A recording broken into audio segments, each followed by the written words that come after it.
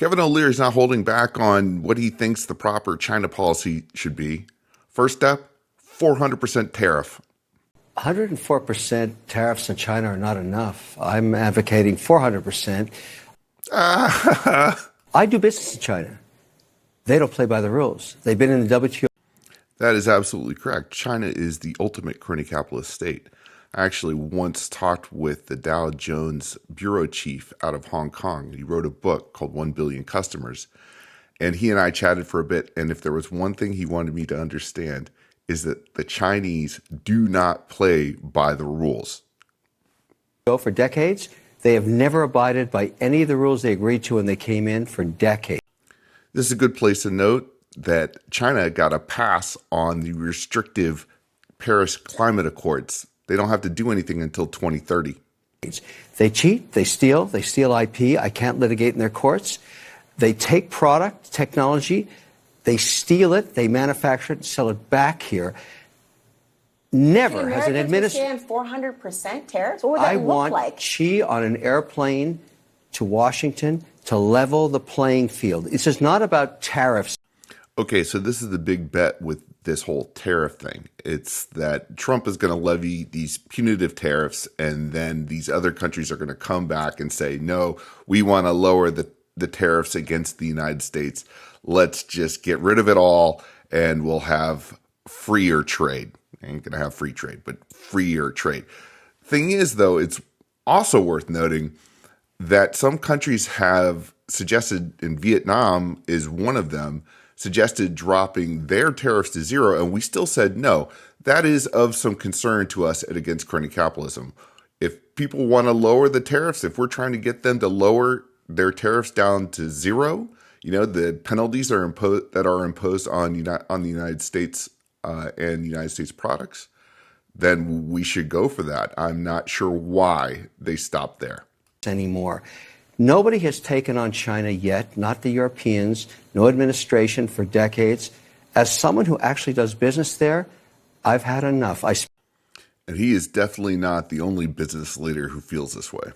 Speak for millions of Americans who have IP that have been stolen by the Chinese. I have nothing against the Chinese people. They brought great. Historically speaking, the Chinese people have been great friends to this country. That should always be remembered. Unfortunately, these poor people must deal with the CCP and a deeply crony capitalist system. Well, the ultimate crony capitalist system in the world. Literacy, art, and tech to the world.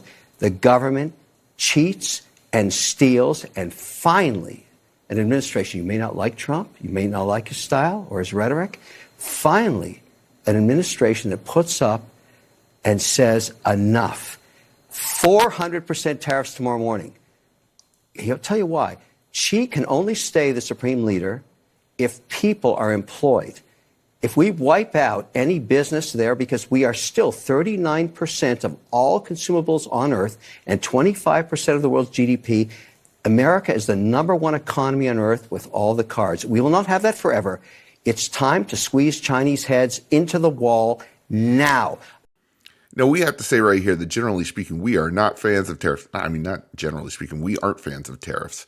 Tariffs are taxes, and they increase costs to the everyday person. But this is a very weird time, and Kevin O'Leary's take is very interesting. And the thing is, China does cheat. They don't play by the rules. And the fact that we're putting them under a microscope is probably a good thing. Now, there is one very important point, though, that Kevin O'Leary does not point out. And that is that if we squeeze the leadership in Beijing, if they start to feel like things are getting unsettled in the country, if they feel like they're going to lose the mandate of heaven, as they say in China, they may lash out. They may go to war. That will, focus everybody else in another place. Well, hold on a second, Kevin. Well, I hear you, but hold on.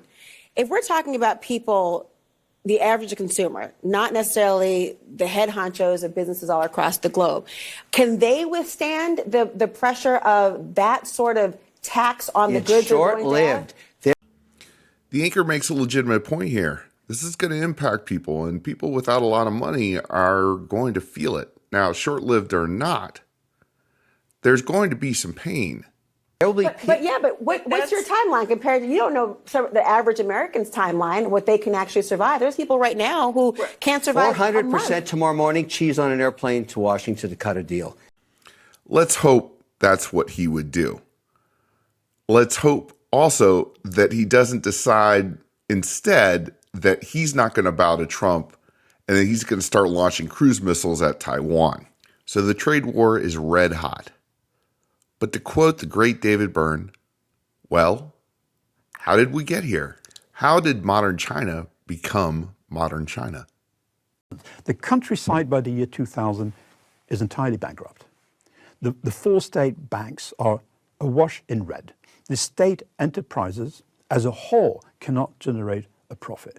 This country is on the verge of utter and complete bankruptcy. In comes not just Bill Clinton, but others. May 99, Belgrade, NATO, accidentally hits the Chinese embassy. Jiang Zemin is up in arms. You should read the transcript of what he says to the Standing Politburo. I read it in the archives. He says, the Americans hate us. We must build up our army. We must join the WTO, but not adhere to their rules. Sound familiar? Okay. Now, this was not publicly available. But at this point in time, Bill Clinton apologizes several times, and the Chinese say, show your sincerity by allowing us to join the WTO. I'm very sincere. I did not mean to bomb your embassy. Bill Clinton does a few months later. So from there onwards, it's a very clear story. Now, why should he have known better? Why should everyone else have known better? Because the People's Republic of China has a leadership which time and again has made it very clear that they are fighting capitalism and wish to maintain a socialist economy. Socialist and crony capitalist at the same time. Time and again. Because time and again, when it comes, for instance, to intellectual property rights, promises have been made every 2-3 years, which are then broken. There's a long record of making pledges and promises, more transparent governance, greater protection of intellectual property rights, strengthening the rule of law, opening up the country to foreign investment. Bah, bah, bah, bah. Very little of that is ever done. The result of the WTO is that in an economy which suffers, we think of communism as lack of production, underproduction, but what we're talking about in China is overproduction, massive overproduction. Already with the Asian crisis in 1997, when China is seen as a sort of island of stability, about a fifth, if not 2/5, of the products that they make end up in warehouses. A total of some 68 square kilometers of warehouses in total where stuff is stored. They produce 30 million televisions. They can only sell 15 million. This goes on for bicycles, refrigerators, sewing machines, clothes, you name it. So it's not just real estate that gets overbuilt. That's what makes the front pages of the Wall Street Journal. Exactly. So this is before the WTO. So when they join, you can see what happens. All that stuff that has accumulated, factories are not allowed to go bankrupt. In a normal economy, bankruptcy happens when you cannot sell your stuff. Now, there's a point where you have to account for what you've done. Market discipline. Yeah, So exactly. they join the WTO and start dumping this. And they can just export as much as they want to anyone. Not even Bangladesh is able to compete in the production of clothes. Right. By 2004, 2005, so China has been allowed to join the WTO on promises and pledges and has not been required to reform the state enterprises, make its capital account convertible, and float its currency rate, unlike all other countries. So by Different rules for China. At least they were. 2004, reform of the banking system is put on ice. Reform of state enterprises is postponed forever. In fact, by 2005, some 96% of the 500 largest enterprises in China are in the hands of party members. You want to talk about oligarchs? This is what state capitalism, crony capitalism, socialism produces. Yet still abroad, You have those who go on and on about the private sector in China. Now, of course, it's there. There was a private sector under Lenin, right? Communists will always allow will give some leniency to the private sector when they need it, only to clamp down when they believe it is no longer required.